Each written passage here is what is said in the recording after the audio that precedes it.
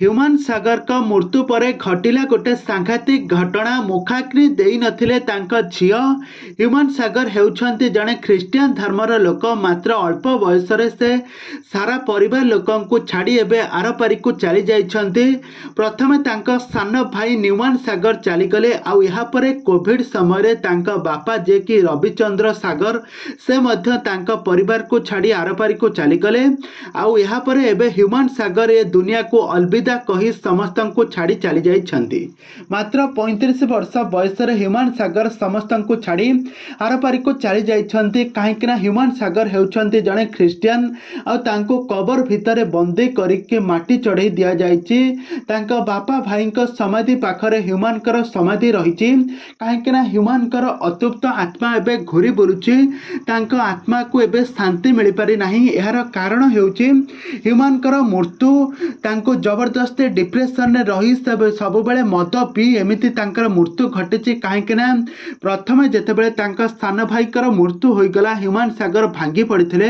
ଆଉ ଏହାପରେ 2021 ମସିହା କୋଭିଡ ପିରିୟଡ଼ ଟାଇମରେ ହ୍ୟୁମାନ ସାଗରଙ୍କ ବାପା ମଧ୍ୟ ମୃତ୍ୟୁବରଣ କଲେ।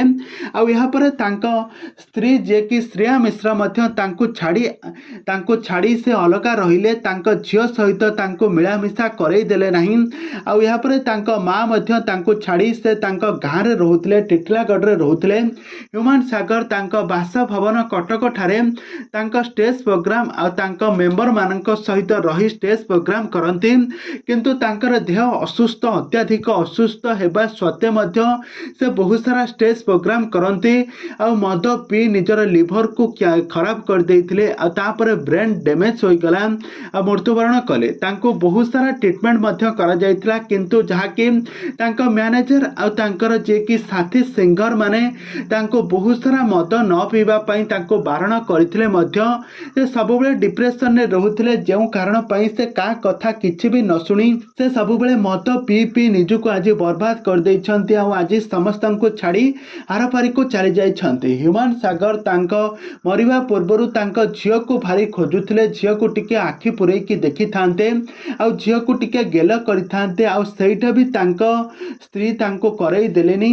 ତାଙ୍କ ସ୍ତ୍ରୀ ତାଙ୍କଠାରୁ ଦୂରେଇକି ରହିଲେ। ହ୍ୟୁମାନ ସାଗର ତାଙ୍କ ଗାର୍ଲଫ୍ରେଣ୍ଡ ଯିଏକି ଅର୍ପିତାଙ୍କୁ ଭଲ ପାଉଥିଲେ ସେ ମଧ୍ୟ ତାଙ୍କୁ ଧୋକା ଦେବା ପରେ ହ୍ୟୁମାନ ସାଗର ଏକୁଟିଆ ହୋଇ ଡିପ୍ରେସନରେ ରହି ସବୁବେଳେ ଡ୍ରିଙ୍କସ୍ କରି ନିଜକୁ ବର୍ବାଦ କରିଦେଲେ। ଆଉ ମଦ ପିଇ ପିଇ ଆଜି ଏ ଦୁନିଆକୁ ଛାଡ଼ି ଆରପାରିକୁ ଚାଲି ଯାଇଛନ୍ତି।